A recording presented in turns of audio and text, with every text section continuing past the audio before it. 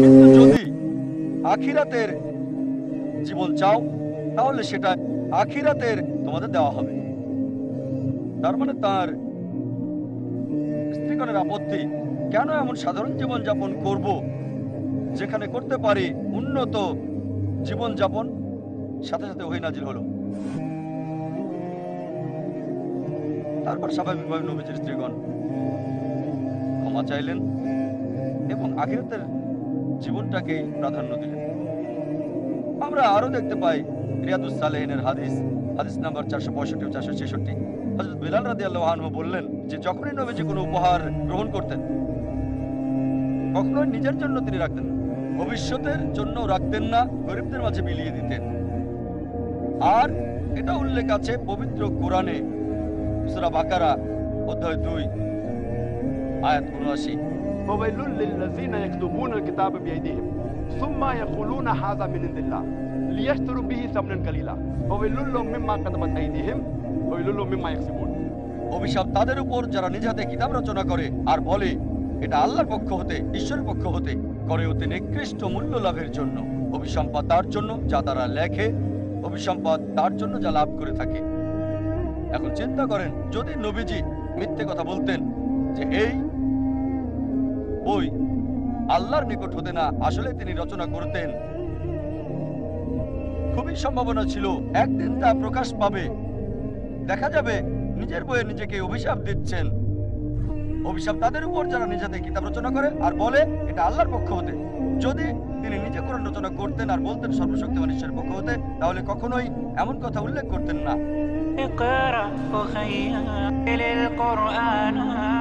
কিছু সমালোচক বলে থাকেন যে মুহাম্মদ নিজে কিতাব রচনা করে আল্লাহর নাম দিয়েছে, কারণ সে সুনাম, মর্যাদা, খ্যাতি আর নেতৃত্ব চেয়েছিল। মাইকেল এইচ হার্টের মতে তার বইয়ে লিখেছেন মানব ইতিহাসের সবচেয়ে প্রভাবশালী 100 ব্যক্তির নাম, আর সবার ব্যাপারেই তিনি বিশ্লেষণ করেছেন আদম আলাইহিস সালাম থেকে শুরু করে বর্তমান সময় পর্যন্ত। তিনি নবী মুহাম্মদ সাল্লাল্লাহু আলাইহি সাল্লামকে 1 নম্বরে রেখেছেন মানব ইতিহাসের সবচেয়ে প্রভাবশালী ব্যক্তি হিসেবে। তাই তিনি নেতা হতে চাইলে দাবি করতেন না যে কোরআন ঈশ্বরের পক্ষ থেকে, আসলে যদি তিনি রচনা করতেন। আর মাইকেল এইচ হার্ট কারণ দেখিয়েছেন প্রত্যেকের জন্য কেন 1 নম্বর, 2 নম্বর, 3 নম্বরে দিয়েছেন। আর বায়োগ্রাফির শেষ দিকে তিনি লিখেছেন এটা প্রশ্নাতীত সততা এবং ধর্মীয় প্রভাব যা নবী মুহাম্মদ সাল্লাল্লাহু আলাইহি সাল্লামকে সন্দেহাতীতভাবে 1 নম্বরে নিয়ে এসেছে, যিনি মানব ইতিহাসে সবচেয়ে বেশি প্রভাব বিস্তার করেছিলেন। নবী মুহাম্মদ সাল্লাল্লাহু আলাইহি সাল্লাম যদি চাইতেন খ্যাতি, যশ, ক্ষমতা, নেতৃত্ব, তিনি তা পেতেন। তার মধ্যে সব গুণই ছিল। মিথ্যে বলে কোরআনকে সর্বশক্তিমান ঈশ্বরের প্রতি আরোপের দরকার ছিল না, তার সব সম্ভাবনাই ছিল। যদি যৌক্তিকভাবে দেখেন, যদি কেউ ক্ষমতা, খ্যাতি, নেতৃত্ব, যশ, মর্যাদা চায়, পাশাপাশি তার সাথে ভালো খাবার, সুন্দর পোশাক, সুন্দর বাসস্থান, মনোরম প্রাসাদ, নিরাপত্তা ইত্যাদিও থাকে। কিন্তু যদি নবীজি মুহাম্মদ সাল্লাল্লাহু আলাইহি সাল্লামের জীবনী দেখেন, নিজে কাপড় ধুতেন, নিজের জুতা মেরামত করতেন, দুধ দোয়াতেন আর গৃহস্থালির সমস্ত কাজ নিজেই করতেন। তিনি মাটিতে বসে খেতেন। তিনি যখন যেতেন বাজারে, সাথে কোনো দেহরক্ষী থাকতো না। সরলতা এবং নম্রতার বিরল দৃষ্টান্ত ছিলেন তিনি। যে কেউ তাকে দাওয়াত করত, হোক সে দরিদ্র মানুষ, তিনি দাওয়াত গ্রহণ করতেন আর যে সমস্ত খাবার দেওয়া হতো তিনি খেতেন। এইসব কারণে তার শত্রুরাও বলা বলি করত, যা পবিত্র কোরআনে বলা আছে সূরা তাওবা অধ্যায় 9 আয়াত 61। আর সে সবার কথাই শোনে, রাগান্বিত হয়ে বলতো, আরে কেমন লোক, সে সবার কথাই শোনে, ধনী বা গরিব, সবার কথা। অনেক দৃষ্টান্ত আর উদাহরণ রয়েছে যেগুলো ইতিহাসের পাতায় লিপিবদ্ধ আর হাদিসে আছে। এমন একটা ঘটনা আছে, তা হলো আরব মুশরিকদের একজন প্রতিনিধি, নাম হলো উতবা। সে নবীজির কাছে এসে বলল যে আরবের সব সম্পদ আপনাকে দিয়ে দেব, আমরা আরবের সবচেয়ে ধনী লোক বানাবো আপনাকে, আপনি চাইলে আমাদের নেতা বানাবো, আপনাকে রাজা বানাবো, বিনিময়ে আপনাকে যা করতে হবে তা হলো এই কথা প্রচার থেকে বিরত থাকবেন যে আল্লাহ এক। যদি নবীজি নেতৃত্ব চাইতেন, যদি রাজা হতে চাইতেন, প্রস্তাব গ্রহণ করতে পারতেন, সহজ ছিল। অনেক ঘটনা রয়েছে যখন আরবের মুশরিকরা তার চাচা আবু তালিবকে বলল যে তোমার ভাতিজাকে বিরত হতে বলো, বিশ্বভ্রাতৃত্বের আহ্বান আর এক ঈশ্বর থেকে। নবীজি চাচাকে উত্তর দিলেন, যদি তারা আমার ডান হাতে সূর্য আর বাম হাতে চাঁদ এনে দেয়, আমি বিরত হব না সত্য প্রচারে, আমি সত্য প্রচারে থামবো না যতদিন আমার জীবন আছে। অথবা আল্লাহ যদি না চান। এক সময় নবীজির ছেলে ইব্রাহিম মারা গেলেন, আর তখন সূর্য গ্রহণ হচ্ছিল। লোকজন বলা বলি করলো, আহা, এটা ঈশ্বরের নিদর্শন, সূর্য বিষণ্ণ হচ্ছে, কারণ একজন মারা গেছে, সে হচ্ছে নবী মুহাম্মদ সাল্লাল্লাহু আলাইহি ওয়াসাল্লামের ছেলে। তারপর নবীজি উত্তর দিলেন আর বললেন, সূর্য এবং চন্দ্র এগুলো আল্লাহ সুবহানাহু ওয়া তাআলার সৃষ্টি, কোনো মানুষের জন্ম অথবা মৃত্যুর কারণে চন্দ্র সূর্য গ্রহণ হয় না। যদি তিনি খ্যাতি আর ক্ষমতা চাইতেন, তার জন্য সুযোগ ছিল, তিনি বলতে পারতেন, হ্যাঁ আমার ছেলে মারা গেছে, আমি দেখছি স্বর্গ কাঁদছে। তিনি তা বলেননি, কারণ তিনি সত্যবাদী। কিছু সমালোচক তারা বলে নবী মুহাম্মদ সাল্লাল্লাহু আলাইহি ওয়াসাল্লাম নাউজুবিল্লাহ কোরআনকে আরোপ করেছিলেন ঈশ্বরের প্রতি, কারণ তিনি আরবদের একত্রিত করতে চেয়েছিলেন। আর এটা আরব ইউনিটি এবং লিবারেশন থিওরি হিসেবে পরিচিত। অনেক থিওরির কথাই বলেছে সমালোচক আর প্রাচ্যবাদীরা। পবিত্র কোরআনে এমন একটা আয়াত নেই যেটা বলে বা ইশারা ইঙ্গিতে বলেছে আরব ঐক্যের কথা, একটাও নেই। একটা তো কোনোভাবেই বলছে না ঐক্যের ব্যাপারে বা আরবদের স্বাধীনতার ব্যাপারে। কোরআনে উম্মার কথা আছে, জাতির কথা, সমগ্র মানব জাতির। আর একজন মানুষের উপর আরেকজন মানুষের শ্রেষ্ঠত্বের বৈশিষ্ট্য জাতের ভিত্তিতে নয়, বর্ণের ভিত্তিতে নয়, সম্পদের নয়, লিঙ্গের ভিত্তিতে নয়, এটা তাকওয়ার ভিত্তিতে।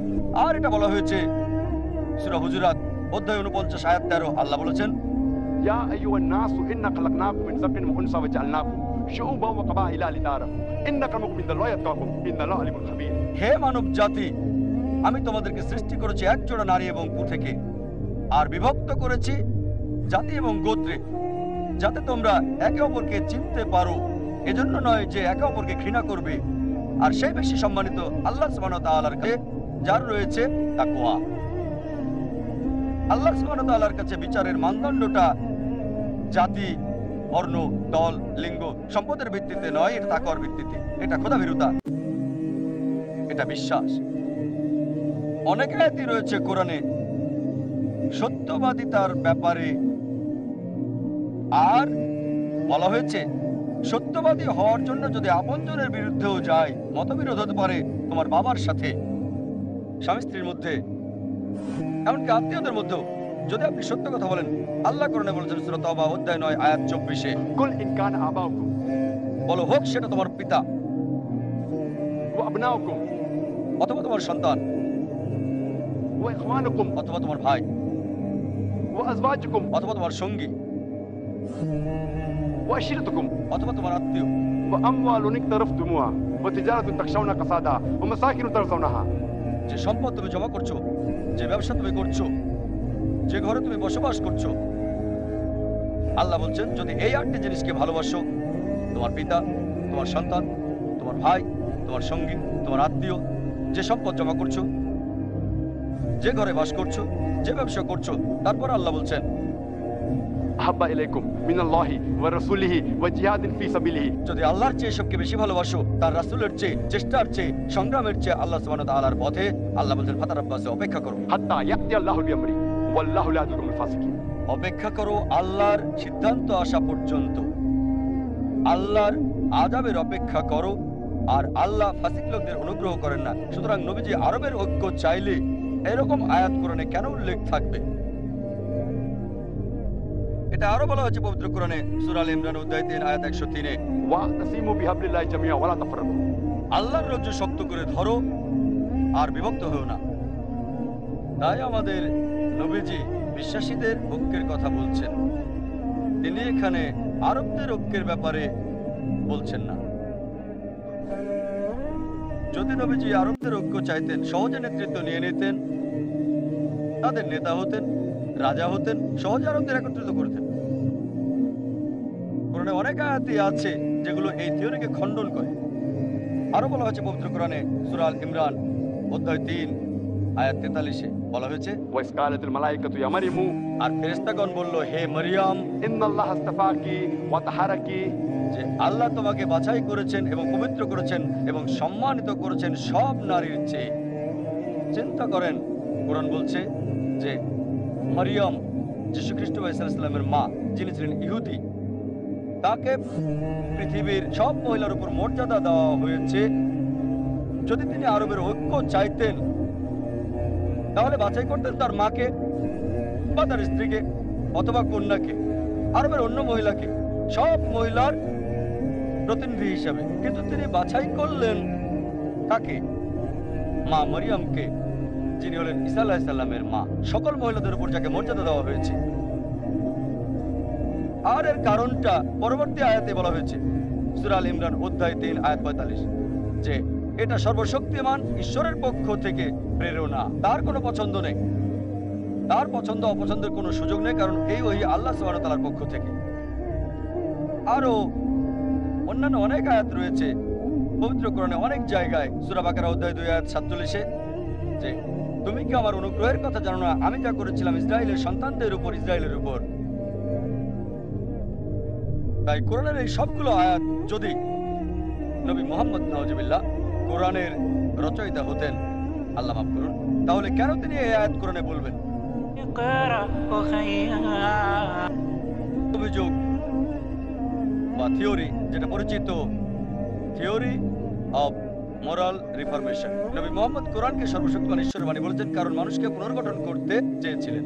তাহলে কেন একজন মানুষ মিথ্যে বলবে যে মানুষকে মোরালে রিফর্ম করতে চায়?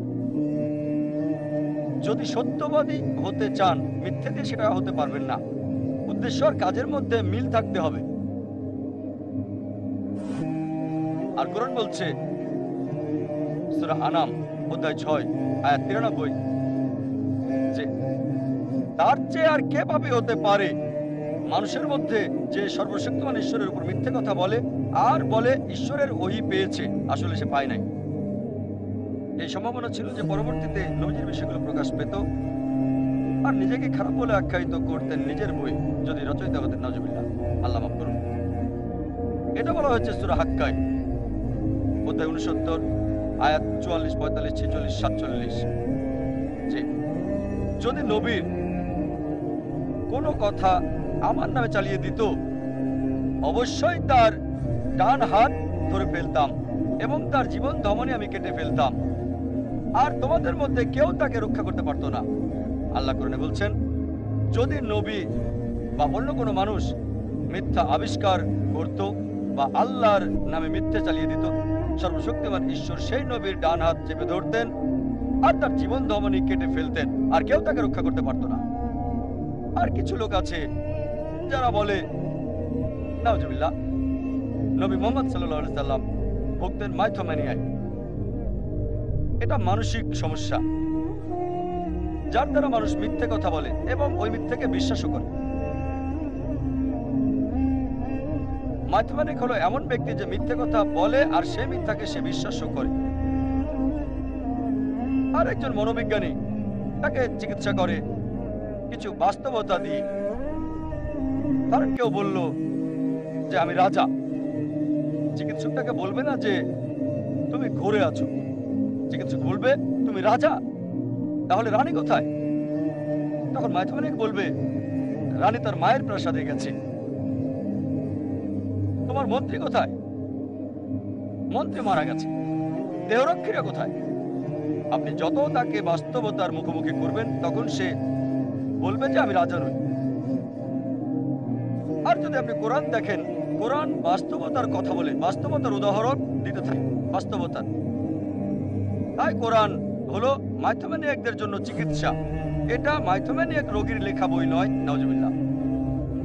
এছাড়াও আরো কিছু সমালোচক যারা বলে আর বিশ্বাস করে ধর্মীয় ইলিউশন থিওরিতে, বলে যে নবী মুহাম্মদ সাল্লাল্লাহু আলাইহি সাল্লাম কোরআন রচনা করেছেন তার জ্ঞানে, অভিজ্ঞতা থেকে, বিভিন্ন ঘটনা, পারিপার্শ্বিকতা না জেনে নিজেই কোরআন রচনা করেছেন। অনেকে বলে নাউজুবিল্লাহ, আল্লাহ মাফ করুন, তিনি পাগল ছিলেন। এখন যে লোকের মোহ আছে অথবা কোনো পাগল ব্যক্তির পক্ষে এত সুশৃঙ্খল আর সুষ্ঠুভাবে দৃঢ় থাকা 22 বছরের বেশি সময় সম্ভব না। কোরআন এক সময়ে বা একদিনে বা এক মুহূর্তে নাজিল করা হয়নি, এটা 22 বছরের বেশি সময়ে নাজিল করা হয়েছে। কোনো ব্যক্তি যার মোহ আছে বা মানসিক রোগের পক্ষে 22 বছরের বেশি সময় দৃঢ় থাকা সম্ভব নয়। অনেক উপলক্ষই আছে, যেমন ধরেন সূরা কাহফ অধ্যায় 18 আয়াত 22, যখন লোকজন গুহাবাসীর ব্যাপারে প্রশ্ন করত বা জুলকারনাইন সম্পর্কে, তিনি বলতেন আগামীকাল তোমাকে বলবো, কিন্তু নবীজি পরদিন উত্তর দিতে পারেন।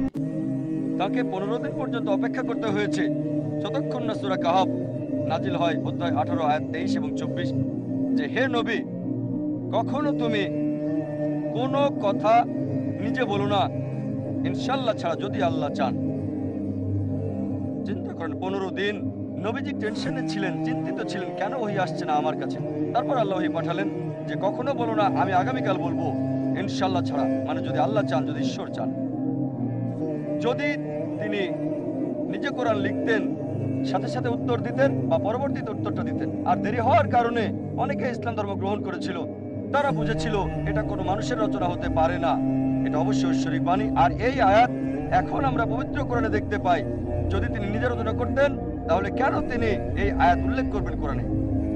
এর মানে নবী মুহাম্মদ সাল্লাল্লাহু আলাইহি ওয়াসাল্লাম নাউজুবিল্লাহ পাগল ছিলেন না, মোহে ছিলেন না। আরেক শ্রেণীর মানুষ যারা বলে নবী মুহাম্মদ সাল্লাল্লাহু আলাইহি ওয়াসাল্লাম নাউজুবিল্লাহ পাগল ছিলেন, যখন বলবেন কিভাবে পাগল ছিলেন, তারা বলবেন না আসলে মিথ্যাবাদী, প্রমাণ করবেন মিথ্যাবাদী না, তখন তারা বলে দুটোই ছিল। একজন মানুষ হয় পাগল হবে না হয় মিথ্যাবাদী, কখনো দুটোই হতে পারে না।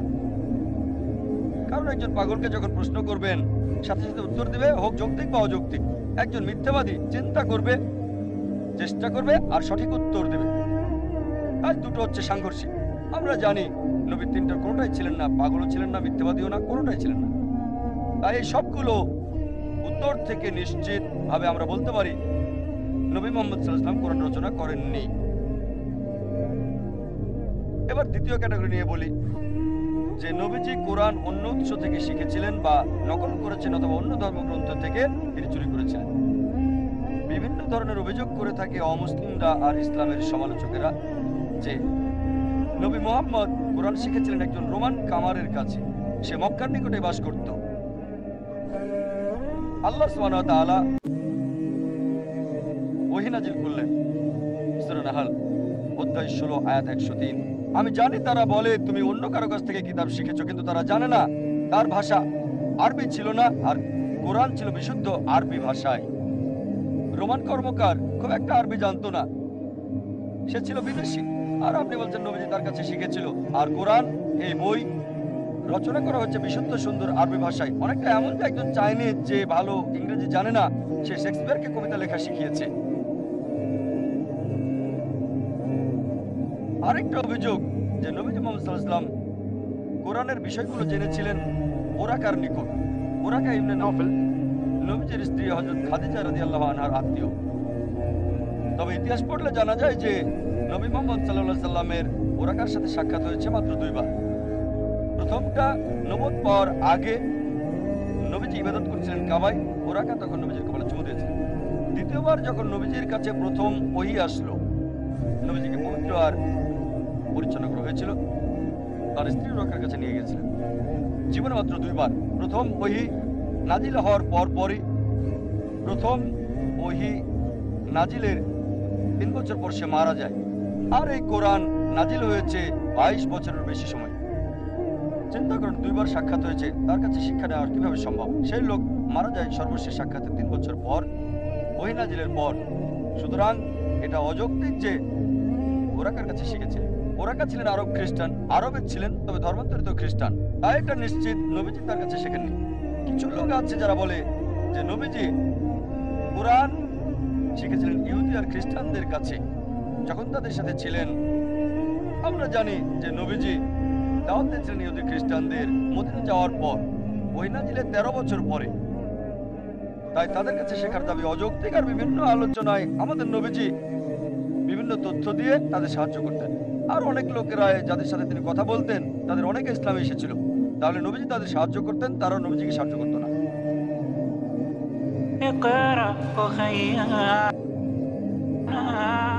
আরো কিছু লোক আছে যারা বলে যে তিনি শিখেছিলেন আরবের বাইরে কারো কাছে।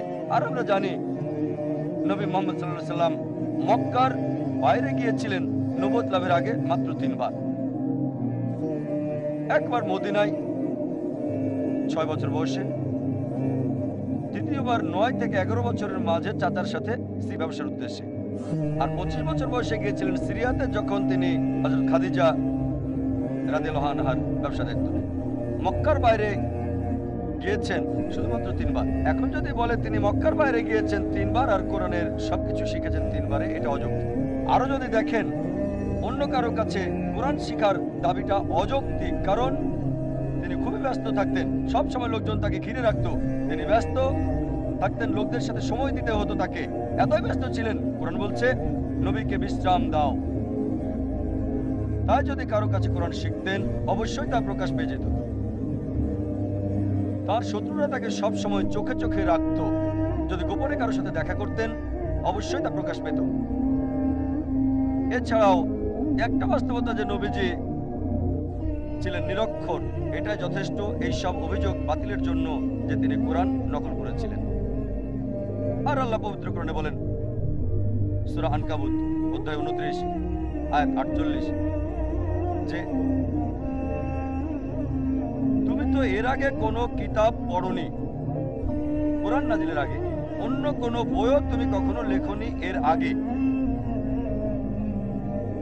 তাহলে তো সন্দেহ পোষণকারীরা সন্দেহ করত, তার মানে সর্বশক্তিমান ঈশ্বর যিনি সব জানেন তিনি জানতেন যে লোকজন অভিযোগ তুলবে যে কোরআন নবীজি রচনা করেছেন, তিনি এটা জানতেন। তাই সর্বশেষ এবং চূড়ান্ত বার্তাবাহক নবী মুহাম্মদ সাল্লাল্লাহু আলাইহি ওয়াসাল্লাম নিরক্ষর উম্মি। সমালোচকদের জন্য এই সুযোগ নেই, একটা অভিযোগ করার মতো কোনো সুযোগ নেই। আল্লাহ সামান্য কোনো সুযোগও দেন নাই অহংকারীদের জন্য, সামান্য সুযোগও রাখেননি যে কেউ হয়তো বলবে নবীজি কোরআন লিখেছেন। এটার উল্লেখ আছে সূরা আরাফ অধ্যায় 7 আয়াত 157। বলা হয়েছে যে তারা নিরক্ষর নবীর অনুসরণ করে যার কথা তাদের গসপেলে উল্লেখ করা আছে, তাদের গ্রন্থে আছে। এখানে বলা হয়েছে নবীজি ছিলেন অশিক্ষিত নিরক্ষর। আর আমরা দেখি অনেক ভবিষ্যৎবাণী আছে নবীজি সম্পর্কে ওল্ড টেস্টামেন্টে আর পাশাপাশি নিউ টেস্টামেন্টেও, বাইবেলের অনেক জায়গায় বলা হয়েছে। আর এটা স্পষ্টভাবে বলা হয়েছে বুক অফ আইজায়া অধ্যায় 29 অনুচ্ছেদ 12 যে তাকে কিতাব দেওয়া হবে যে পড়তে জানে না। যখন তাকে বলা হবে পড়ো, এটা পড়ো, সে বলবে আমি পড়তে পারি না। ঠিক এই ব্যাপারটাই ঘটেছিল যখন প্রথম ওহী নাজিল হলো নবী মুহাম্মদ সাল্লাল্লাহু আলাইহি ওয়াসাল্লামের কাছে। যখন ফেরেশতা জিবরাইল বলল ইকরা, পড়ো, তিনি বললেন মা না বিকারি, আমি পড়তে পারি না।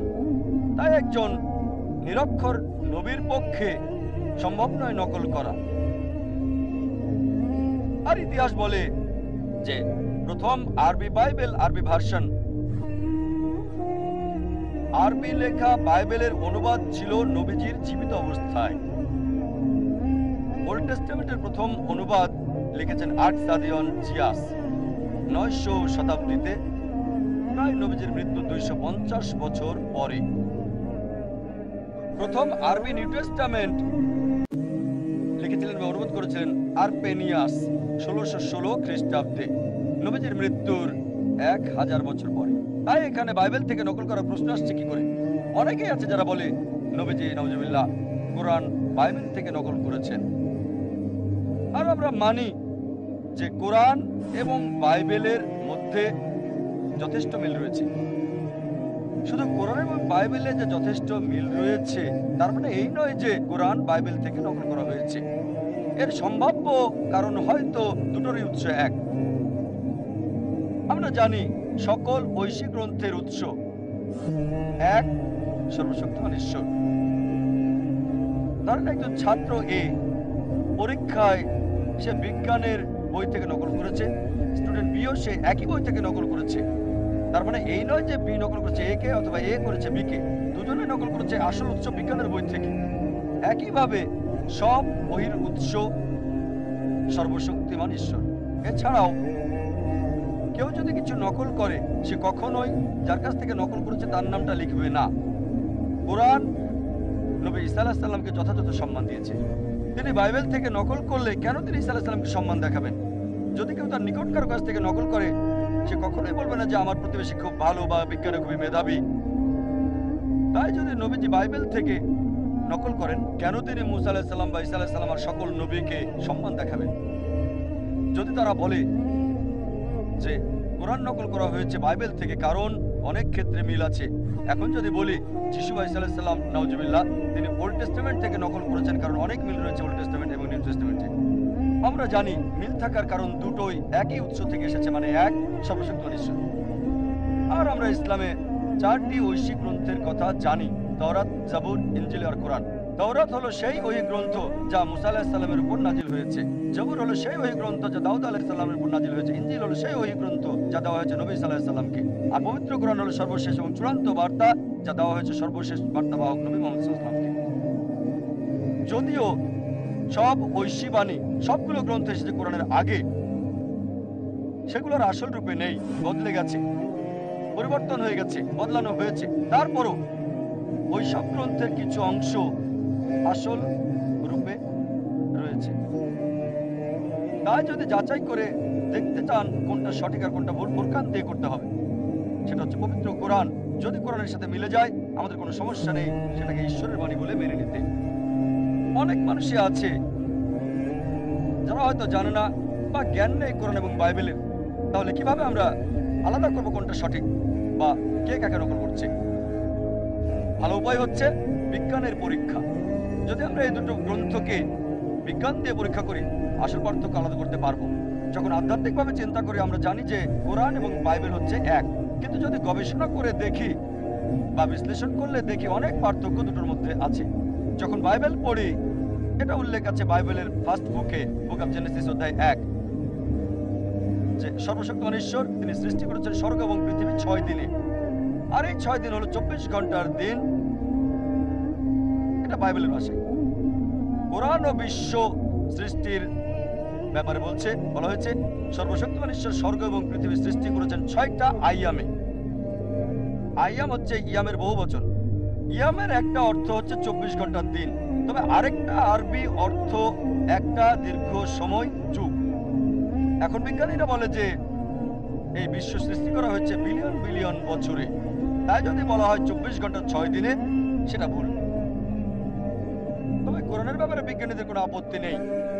যখন কোরআন বলছে স্বর্গ এবং পৃথিবী সৃষ্টি করা হয়েছে 6 আয়ামে, মানে 6টা দীর্ঘ সময়ে, 24 ঘন্টার দিনে নির্দিষ্ট করা ছাড়া। আবার বাইবেলে বলা হয়েছে ফার্স্ট বুকে, বুক অফ জেনেসিস অধ্যায় 1 অনুচ্ছেদ 3 থেকে 5, যে সর্বশক্তিমান ঈশ্বর সৃষ্টি করেছেন দিন এবং রাত প্রথম দিনে, আলো সৃষ্টি করেছেন প্রথম দিনে। আবার জেনেসিস বলছে অধ্যায় 1 অনুচ্ছেদ 14 থেকে 19, আলোর উৎস মানে তারা এবং সূর্যকে সৃষ্টি করা হয়েছে চতুর্থ দিনে। চিন্তা করেন, আলো সৃষ্টি করা হয়েছে প্রথম দিনে আর উৎস সৃষ্টি হয়েছে চতুর্থ দিনে। সূর্য এবং চন্দ্র সৃষ্টি হয়েছে চতুর্থ দিনে আর সূর্য এবং তারার আলো সৃষ্টি হয়েছে প্রথম দিনে। এটা অযৌক্তিক। কিভাবে সূর্যের আগে আলো আসা সম্ভব? কোরআনের স্বর্গ এবং পৃথিবী সৃষ্টির ব্যাপারে বলে, তবে সেটা অযৌক্তিক, কোনো কিছু বলে না।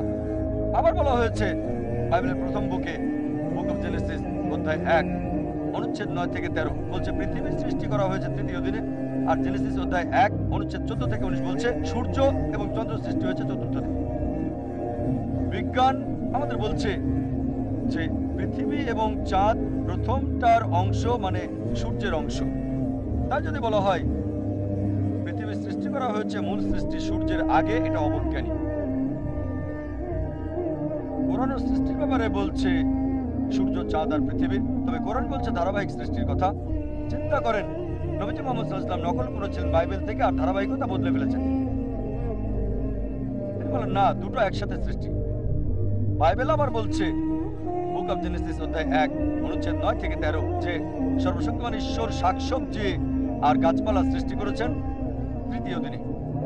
আবার জেনেসিস অধ্যায় 1 অনুচ্ছেদ 14 থেকে 19 সূর্য সৃষ্টি করলেন চতুর্থ দিন। কারণ বলছে এটা কখনোই সম্ভব নয় যে সূর্যের আলো ছাড়া গাছপালা হওয়া, এটা সম্পূর্ণ অবৈজ্ঞানিক। আবার বাইবেল বলছে জেনেসিস অধ্যায় 1 অনুচ্ছেদ 16 যে সর্বশক্তিমান ঈশ্বর দুটো বড় আলো সৃষ্টি করেছেন। বড়টা হলো সূর্য দিনে আলো দেওয়ার জন্য, আর ছোটটা হচ্ছে চাঁদ রাতের বেলা আলো দেওয়ার জন্য। দেখেন বাইবেল বলছে সূর্যের আলো আর চাঁদের আলো তাদের নিজস্ব। বাইবেল বলছে চাঁদের নিজস্ব আলো আছে। কোরআন বলছে সূরা ফুরকান অধ্যায় 25 আয়াত 61-তে চাঁদের আলো তার নিজস্ব আলো নয়, প্রতিফলিত আলো। চিন্তা করেন, নবীজি বাইবেল থেকে নকল করেছেন আর সংশোধন করেছেন। নিজস্ব আলো নয়, প্রতিফলিত আলো। মানবীয়ভাবে সম্ভব নয়, শুধু যার পক্ষে সম্ভব তিনি ঈশ্বর। এমন অনেক বিষয় আছে যার উপর একটা লেকচার দেওয়া যাবে।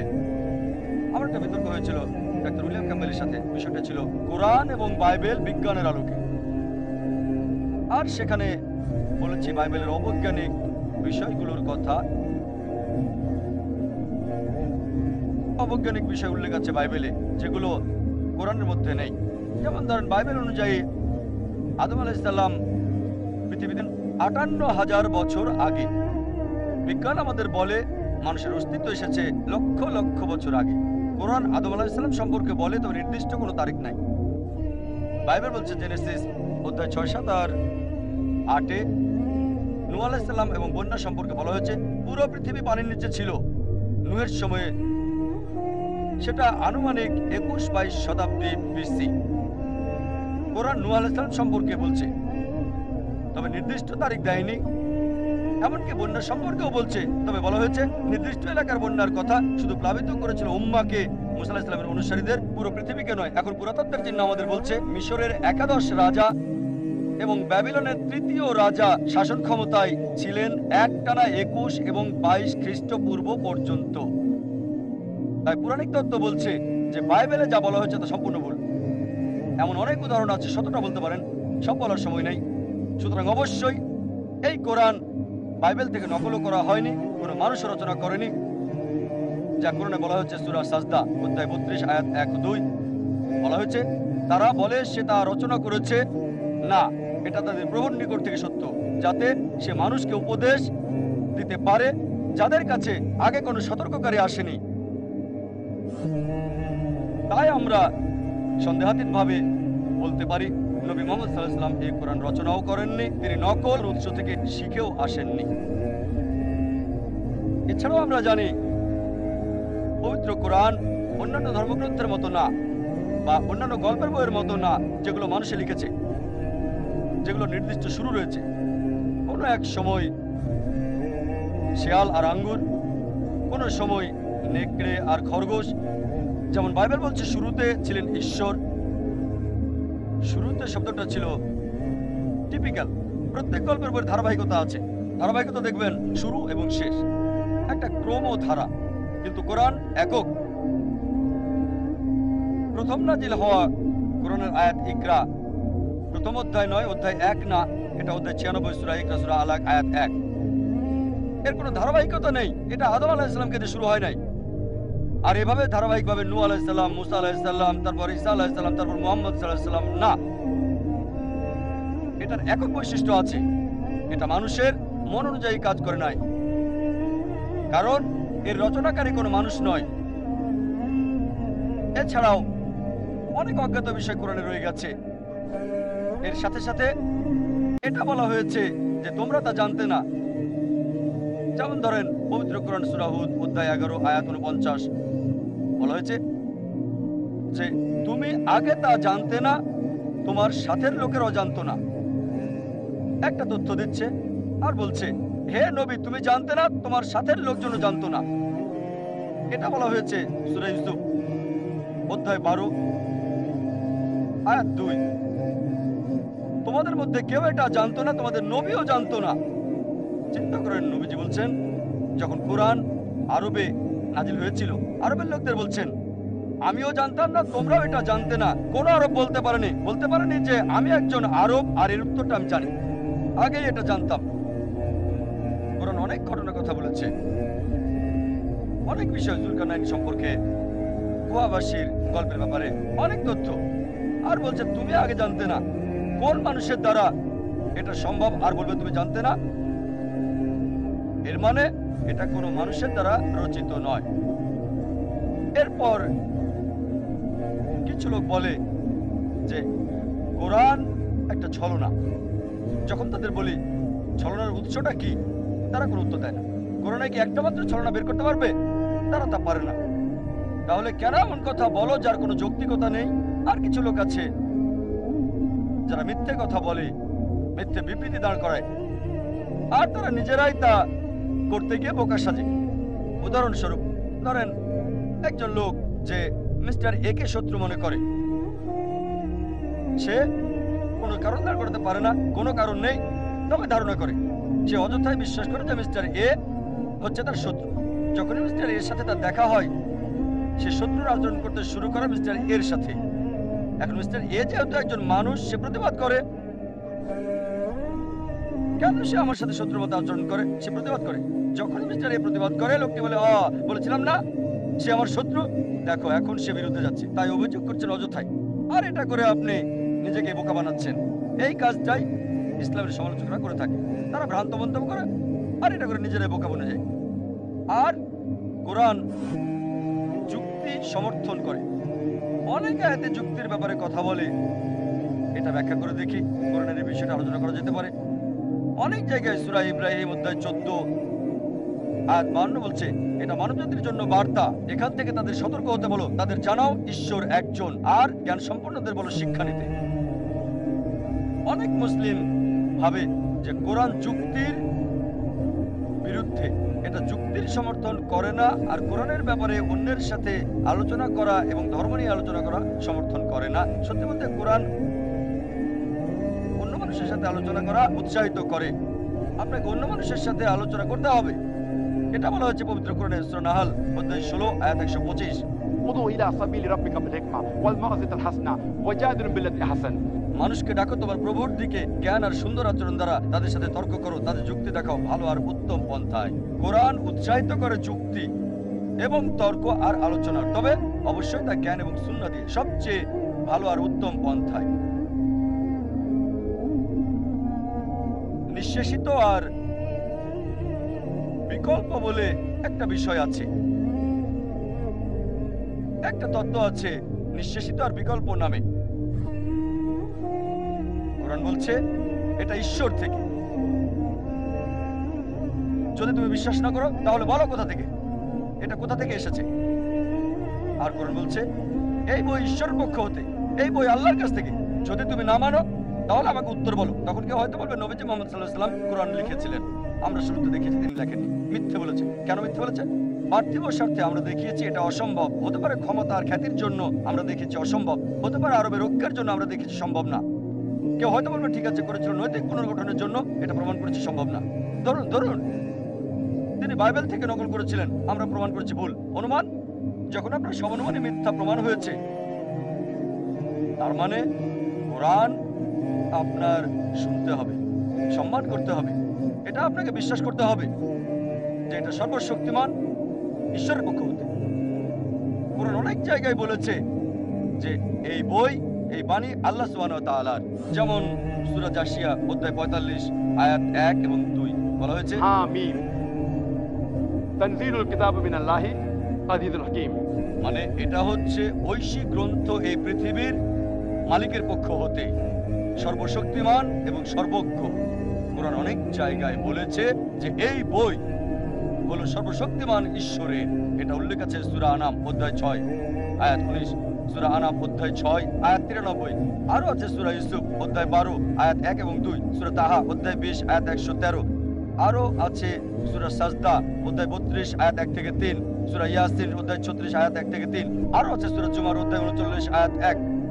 সূরা গাফির অধ্যায় 40 আয়াত 2, সূরা জাসিয়া অধ্যায় 45 আয়াত 2, আরো আছে সূরা আর রহমান অধ্যায় 55 আয়াত 1 থেকে 2। এটা বলা হচ্ছে সূরা ইনসান অধ্যায় 76 আয়াত 23। বলছে এই কিতাব পবিত্র কোরআন আল্লাহ সুবহানাহু ওয়া তাআলা ছাড়া অন্য কারো থেকে নয়, এটাই নিঃশেষিত এবং বিকল্প নামে পরিচিত আছে।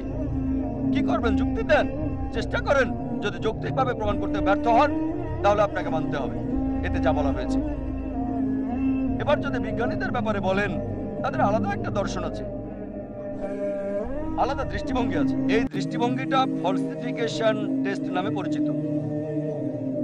বিজ্ঞানীরা অনেক সময় সচেতন, অনেক নতুন তত্ত্ব আসে প্রতিনিয়ত, এগুলো বিশ্লেষণের সময় নেই।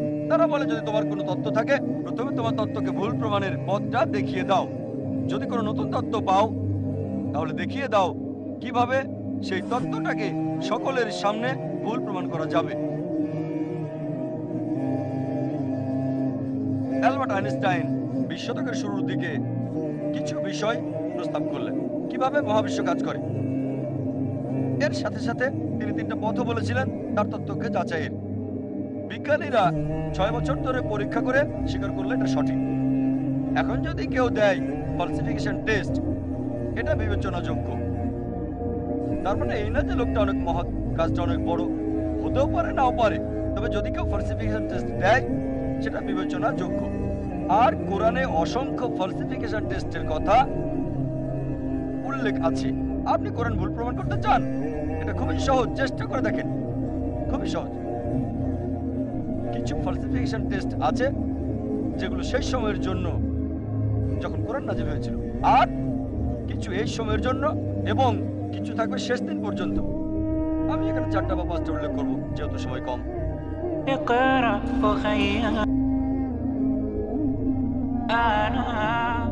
একটা সুন্দর দৃষ্টান্ত হচ্ছে আবু লাহাবের ইতিহাস। আবু লাহাব তিনি নবীজি মুহাম্মদ সাল্লাল্লাহু আলাইহি ওয়াসাল্লামের চাচা ছিলেন। এই নামটা আসলে তাকে দেওয়া হয়েছে যার মানে ধ্বংসের পিতা, আর সে ছিল নবীজির ঘোর শত্রুদের একজন। যখনই কাউকে দেখতো নবীজির সাথে কথা বলছে সে অপেক্ষা করত। যখন নবীজি চলে যেতেন লোকটির কাছে গিয়ে জিজ্ঞেস করত, নবীজি কি বলেছে? সে কি কালো বলেছে? এটা সাদা। সে কি দিন বলেছে? না, এটা রাত। সে নবীজির বিপরীত বলতো। নবীজির চিরশত্রুদের একজন ছিল সে। সে রাস্তায় চলতে চলতে অনেক সময় মিথ্যে কথা বলতো নবীজিকে ভুল প্রমাণ করার জন্য। আর পবিত্র কোরআনে একটা সূরাই আছে, সূরাটির নাম লাহাব, অধ্যায় 111, যা আমরা সবাই ভালোভাবে জানি। সালাতে অনেকবার পড়া হয়, তাব্বাত ইয়াদা আবি লাহাব ওয়া তাব ইত্যাদি। এই সূরাতে উল্লেখ আছে যে আবু লাহাব এবং তার স্ত্রীকে দোজখের আগুনে পোড়ানো হবে। তার মানে কখনোই মুসলিম হবে না, তারা কখনোই ইসলাম গ্রহণ করবে না। এই সূরা নাজিল হয়েছিল আবু লাহাবের মৃত্যুর 10 বছর আগে। যখন এই সূরা নাজিল হলো, একটা কাজ আবু লাহাব করলে, ইসলাম গ্রহণ করলে কোরআন ভুল প্রমাণিত হয়ে যেত। অথচ তার অনেক সাহাবী আর বন্ধুরা সেই 10 বছরের সময় ইসলাম গ্রহণ করেছিল। আবু লাহাব পরবর্তীতে 10 বছর পর বদরের যুদ্ধে মারা গেল। 10 বছর সময় হাতে ছিল তখন। এই 10 বছরে নবীজি তাকে নিয়মিত আহ্বান করতেন ইসলাম গ্রহণ করতে, তাহলে কোরআন ভুল প্রমাণিত হতো।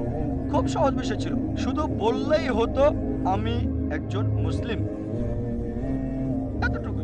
মুসলিমের মতো তাকে আচরণ করতে হতো না, তাকে নামাজ পড়তে হতো না, শুধু বললেই হতো যে আমি মুসলিম, যথেষ্ট। কোরআন ভুল প্রমাণিত হয়ে যেত। সহজ বিষয়, খুবই সহজ। অনেক সময় নবীজির বিরুদ্ধে মিথ্যে বলেছে, আরেকবার বললেই তো হতো, কোরআন মিথ্যে প্রমাণিত হতো। কিন্তু সে পারে নাই, কারণ কোরআনের রচয়িতা সর্বশক্ত ঈশ্বর। তিনি জানেন যে আবু লাহাব ইসলাম গ্রহণ করবে না। ফলসিফিকেশন টেস্ট 10 বছর। আরো ফলসিফিকেশন টেস্ট আছে, অনেক অনেক আছে এখানে। এটা উল্লেখ আছে সূরা বাকারা অধ্যায় 2 আয়াত 94 ও 95। ইহুদিদের একটি দল ছিল যারা মুসলিমদের সাথে তর্ক করেছিল আর বলেছিল যে আখিরাতের ঘর আল্লাহর সাথে শুধুমাত্র আমাদের। তাই আল্লাহ বলছেন সূরা বাকারা অধ্যায় 2 আয়াত 94 ও 95, যদি তারা বলে যে আখিরাতের ঘর আল্লাহর সাথে শুধু তাদের জন্য, তাদেরকে বলো মৃত্যু কামনা করতে। যদি তোমরা বলো নিশ্চিতভাবে আখিরাতের ঘর তোমাদের, আখিরাত তোমাদের, তাহলে মৃত্যু কামনা করো। এই আয়াত আরো বলছে তারা কখনোই মৃত্যু কামনা করবে না, কখনোই না। একটা মাত্র কাজ ইহুদিদের করতে হতো, কোরআনকে ভুল প্রমাণ করার জন্য বলতে হতো আমি মরতে চাই। সহজ ছিল, মরার দরকার ছিল না। এমন না যে আত্মহত্যা করতে হবে, নিজেরা নিজেদের স্তব্ধ করবে। একটা বিষয় বললেই হতো আমি মরতে চাই। সহজ ছিল, কোরআনকে ভুল প্রমাণ করতে বলতে হতো আমি মরতে চাই। 3টি শব্দ কোরআন ভুল প্রমাণিত হয়ে যেত। আল্লাহ বলেছেন সূরা বাকারা অধ্যায় 2 আয়াত 95-96, তারা কখনোই মৃত্যু কামনা করবে না, তাদেরকে যদি 1000 বছর বাঁচতে দেওয়া হয়। সহজ ছিল, খুবই সহজ ছিল কোরআনকে ভুল প্রমাণ করা। এই দুটো ফলসিফিকেশন টেস্ট হলো অতীতের ফলসিফিকেশন টেস্ট। আমাকে বলতে পারেন ভাই জাকির, এখন কোরআনকে ভুল প্রমাণ করতে চাই, এখন কিভাবে করব? এখন কি এটা করা যাবে? হ্যাঁ, সবার জন্য সুযোগ আছে। আল্লাহ বলেন সূরা মাইদা অধ্যায় 5 আয়াত 82 যে বিশ্বাসীদের জন্য তাদের আপনজন হচ্ছে ওই সমস্ত লোক যারা বলে আমরা খ্রিস্টান, আর ঘোর শত্রু হলো ওই সকল লোক যারা বলে আমরা ইহুদি আর মূর্তি পূজারী। কোরআন বলছে বিশ্বাসীদের ঘোর শত্রু হচ্ছে ইহুদি আর মূর্তি পূজারীরা, আর বিশ্বাসীদের কাছে লোক যারা বলে আমরা খ্রিস্টান। সামগ্রিকভাবে কোরআন সামগ্রিকভাবে কথা বলছে। অনেক ইহুদি আছে যারা ইসলাম গ্রহণ করেছে, হয়তো অল্প কিছু ইহুদি যারা খ্রিস্টানের চেয়ে ভালো, তবে সামগ্রিকভাবে কোরআন বলছে ইহুদিরা হচ্ছে মুসলিমদের শত্রু সামগ্রিকভাবে, আর খ্রিস্টানরা কাছাকাছি। একমাত্র বিষয় কোরআনকে ভুল প্রমাণ করার জন্য পৃথিবীর সব ইহুদিরা একত্রিত হয়ে যদি বলতে পারে ঠিক আছে চলো আমরা মুসলিমদের প্রতি ভালো হয়ে যাই, কয়েক বছরের জন্য খ্রিস্টানদের চেয়ে ভালো হবে, কোরআন ভুল প্রমাণিত হবে। খুব সহজ, পৃথিবীর সব ইহুদিরা একত্রিত হয়ে যাক 3-4 বছরের জন্য, আর মুসলিমদের বন্ধু হয়ে যাক, তাহলে বলতে পারবে কোরআনের এই আয়াত সূরা মাইদা অধ্যায় 5 আয়াত 82 ভুল। তারা এটা করবে না, এটা করতে পারবে না কখনোই। সহজ। আরো ফলসিফিকেশন টেস্ট রয়েছে। হয়তো বলবেন যে আমি ইহুদি না, তাহলে কিভাবে প্রমাণ করব যে কোরআন ভুল? আল্লাহ এই সুযোগ সবাইকে দিচ্ছেন। আল্লাহ পবিত্র কোরআনে বলেছেন সূরা ইসরা অধ্যায় 17 আয়াত 88